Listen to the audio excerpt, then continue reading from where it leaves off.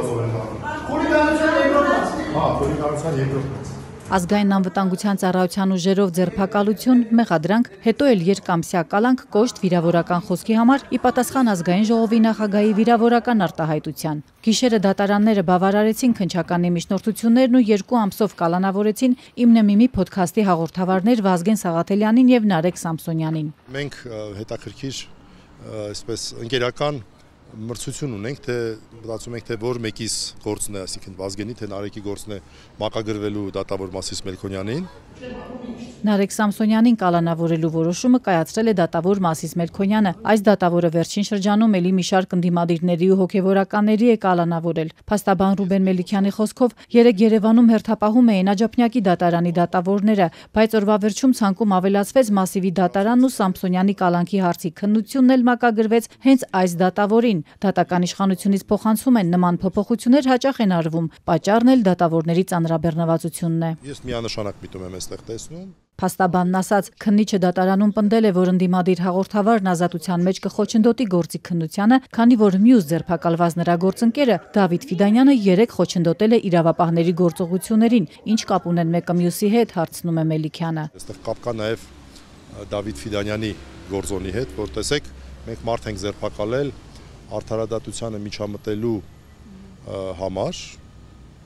եւ դա նշանակում է, որ Նարեկ Սամսոնյանը նույնպես կարող է արդարադատությանը միջամտել։ Մելիքյանի խոսքով մյուս հանգամանքն էլ ըստ քննիչի այն է, որ Սամսոնյանն անցած տարի ձերբակալվելուց ու ազատ արձակվելուց հետո նորից իրեն վատ է պահել, բայց փաստաբանը շարունակում է պնդել, անձամբ Սամսոնյանը եթերում չի հայոել։ Սամսոնյանն ու Սաղաթելյանն իրենց նույն հաղորդման համար էլի են հայտնվել իրավապահների թիրախում, էլի նույն խուլիգանության մեղադրանքով, բայց արդարացվել են առաջին ատյանի դատարանի կողմից։ Տարբեր ոճեր ունեն Նարեկի եւ Վազգենը, ես բնականաբար չեմ ասում, որ Վազգենի կողմից կատարված գործողությունները, խոսք բառամթերքը հանցավոր է, բնականաբար ոչ, բայց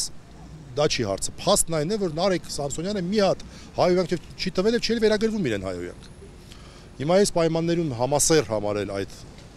այդ այսպես ասած ըստ իրենց արարքը համասեր համարել,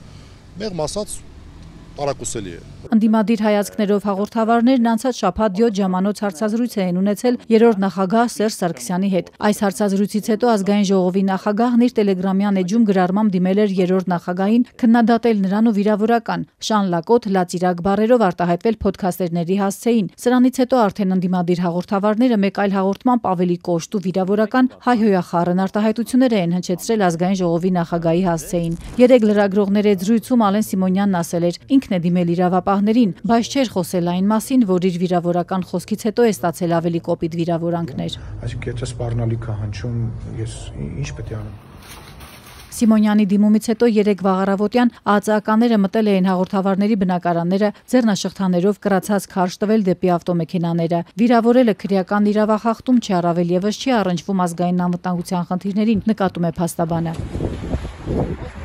Սամսոնյանի պաշտպանը դեռ չգիտի արդյոք ազգային ժողովի նախագահի պես կդիմեն իրավապահներին։ Ռուբեն Մելիքյանն ասում է, որ Սիմոնյանի տելեգրամյան գրառումը ներկայացրել են քննչականին։ Եթե անգամ իրենք էլ բողոք չներկայացնեն, դատախազությունն ունի նման լիազորություն ինքը ազգային ժողովի նախագահի դեմ նախաձեռնելու գործողություններ։ Ինչպես կարող է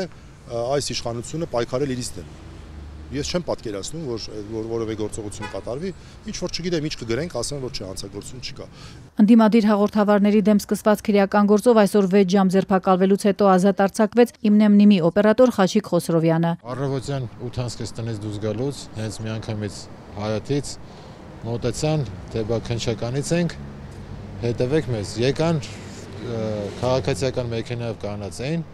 եկան նստեցին մեքենան, հələ մի պա կոպիտ ասած սիգարետը չի հասել ծխե, ուզում էի գնայի մի կողմի վրա, որ գցեի մի քիչ ավելի հարմար տեղ, ոչ տեղ բանի